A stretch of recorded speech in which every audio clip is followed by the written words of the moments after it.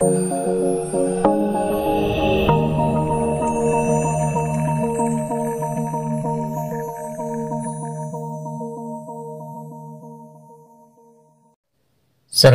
warahmatullahi wabarakatuh. Pada kesempatan kali ini kita akan menjelaskan mengenai daftar pustaka. Nah, materi ini sudah sering ya kita temukan dalam materi-materi di kelas 12 SMA ya. Nah, jadi saya hanya akan mengulang kembali saja teori-teorinya. Nah, mengenai penulisan daftar pustaka ini banyak sekali dasar-dasar teori yang bisa menjadi rujukan. Silakan saja kalau ada menemukan teori yang lain selama itu memang ada ya. Nah, jadi daftar pustaka ini sebenarnya adalah sumber-sumber dari ahli-ahli yang menguatkan untuk tulisan kita. Jadi ketika kita membuat karya ilmiah, kita membutuhkan sumber-sumber supaya tulisan yang kita buat itu lebih kuat ya.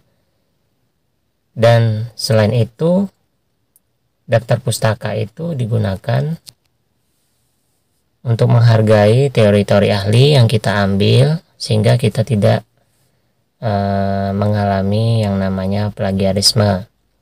Jadi misalnya di karya ilmiah kita ada 5 teori yang kita ambil, maka di daftar pustaka pun nanti akan ada 5 macam ya. Nah, begitu juga di daftar pustaka kita nanti ada 10 teori, 10 buku misalnya kan. Maka itu pun akan terdapat di karya ilmiah kita terdapat 10 teori juga. Nah, itu akan sinkron ya. Nah, misalnya kita mendapatkan sumber dari buku. Jadi sebenarnya ada banyak sumber ya. Saya hanya mengambil yang umum dipakai dari buku, dari jurnal, dan dari internet. Nah, untuk dari buku itu nama, tahun, judul, kota, dan penerbit. Misalnya nama penulisnya adalah Siti Maimunah, kemudian tahun diterbitkannya tahun 2020, judulnya Inovasi Guru Masa Pandemi, kotanya di Bangka Belitung, dan penerbitnya Kreatoris. Nah, maka ketika dia menjadi daftar pustaka yang diletakkan di bagian akhir buku atau karya ilmiah akan menjadi seperti ini. Namanya kita balik. Tadi kan namanya Siti Maimunah, kita balik, kita berikan tanda koma, titik, kemudian urutan keduanya tahun, urutan ketiganya adalah judul. Nah, biasanya judulnya hurufnya miring. Ini saya kasih tanda petik ya, biasanya miring. Kemudian tempat penerbit di Bangka Belitung dan penerbitnya Kreatoris. Nah, sebenarnya kata Belitung ini agak di bawah, agak bergeser sedikit, agak menjoroknya ke bawah huruf M ya, yang Maimunah ini M. Tapi karena teknis jadi sulit digeser ini. Jadi seperti itu ya. Nah, kalau daftar pustaka itu berbeda dengan paragraf. Kalau paragraf itu yang di atasnya menjorok. Kalau daftar pustaka itu misalnya dia 2 baris, 3 baris, 4 baris, maka baris kedua dan seterusnya itu yang menjorok ke dalam. Ya, gitu. Kemudian bagaimana kalau sumbernya itu berasal dari jurnal? Nah, ini saya melihat banyak sekali rujukan-rujukan mengenai penulisan di jurnal ini, tetapi selama itu ada dasar teorinya ya tidak masalah. Nama, tahun,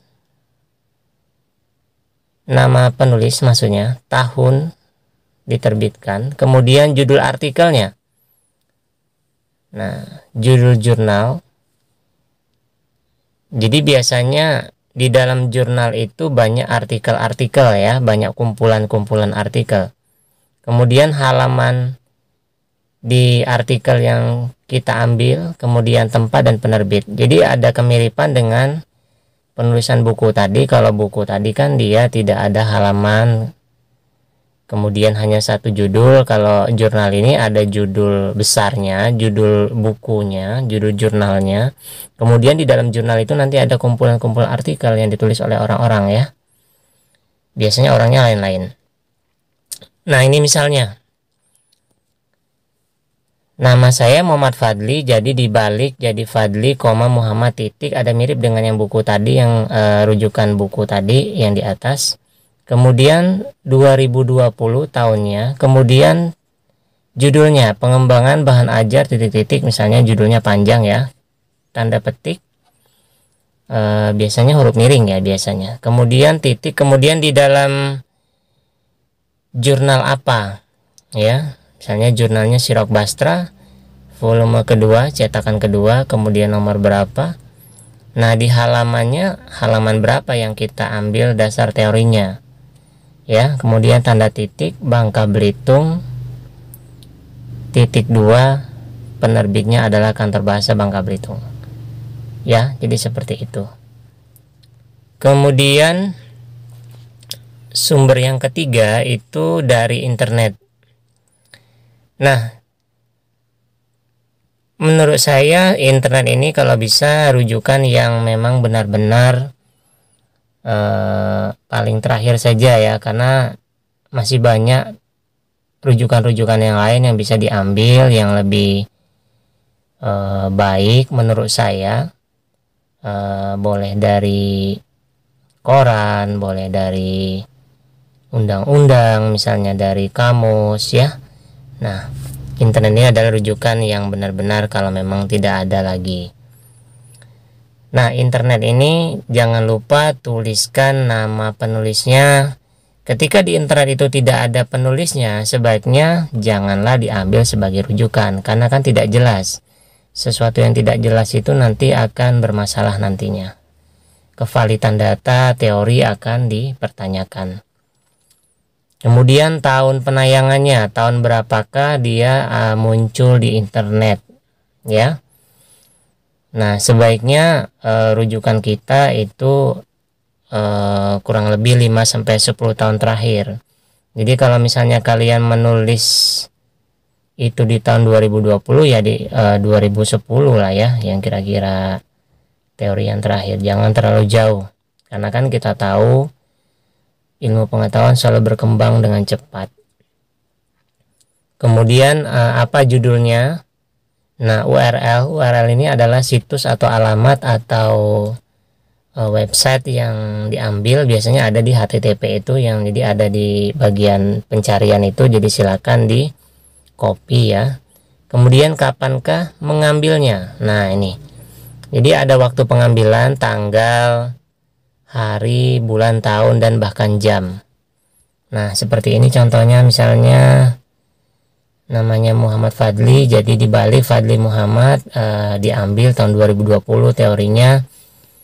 Misalnya judulnya belajar daring lebih menyenangkan, HTTP-nya apa, situsnya apa, kemudian diaksesnya kapan, hari apa, tanggal berapa, jam berapa, seperti itu. Nah, jadi sumbernya benar-benar bagus. Nah, karya yang baik adalah karya yang daftar pustakanya bervariasi, jangan internet semua ya. Nah, kalau bisa ada dari buku, ada dari jurnal, ada dari kamus, ada dari hasil-hasil penelitian orang lain, dan seterusnya. Baik, ini saja yang dapat saya sampaikan. Terima kasih atas perhatiannya. Tetap sehat, tetap semangat. Assalamualaikum warahmatullahi wabarakatuh.